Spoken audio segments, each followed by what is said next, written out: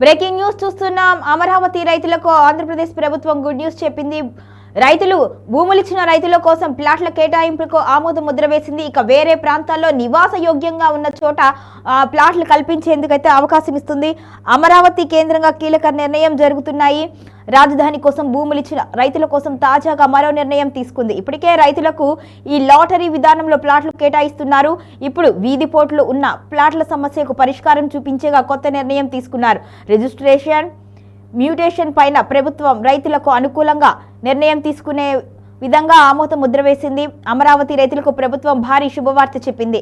రాజధానికి భూములిచ్చిన రైతులకు కేటాయించిన ప్లాట్లకు వీధిపోట్ల సమస్య పరిష్కారం కోసం ప్రభుత్వం కీలక నిర్ణయం తీసుకుంది. అమరావతిపై నియమించిన త్రిసభ్య కమిటీ ఇచ్చిన సూచన మేరకు రైతులకు వేరే ప్రాంతాల్లో ప్లాట్ల కేటాయింపు కోసం అనుమతిస్తున్నట్లుగా ప్రభుత్వం ఉత్తర్వులు జారీ చేసింది. వీధిపోట్లు ఉన్న ప్లాట్లలో మార్పుల ద్వారా తమకు అన్యాయం జరిగింది అని రైతులు ఆందోళన చెందుతున్నారు. ఇతరులకు రిజిస్ట్రేషన్ చేయని మ్యూటేషన్ కానీ 112 ప్లాట్లను అధికారులు గుర్తించారు.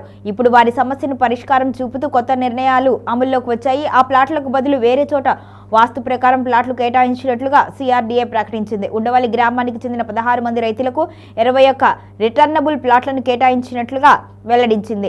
ఇక రిటర్నబుల్ ప్లాట్లు పొందిన రైతులు రిజిస్ట్రేషన్ ప్రక్రియ త్వరితగతిన పూర్తి చేసుకోవాలి అని అధికారులు కోరారు.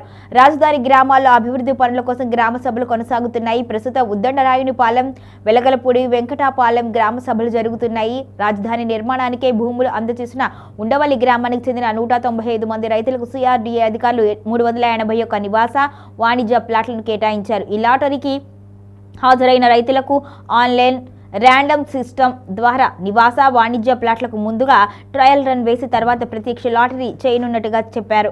ఇక ప్లాట్ల రిజిస్ట్రేషన్ ప్రక్రియ ఎలాంటి రుసుము వసూలు చేయము అని అధికారులు వెల్లడించారు. అదేవిధంగా తల్లిదండ్రులు లేకుండా అనాథలుగా బ్రతుకుతున్న చిన్నారులకు ఏపీ ప్రభుత్వం అండగా నిలవనుంది. అమరావతిలో ఉంటున్న అనాథ పిల్లలకు 5,000 రూపాయల పెన్షన్ ఇవ్వాలి అని నిర్ణయం తీసుకుంది.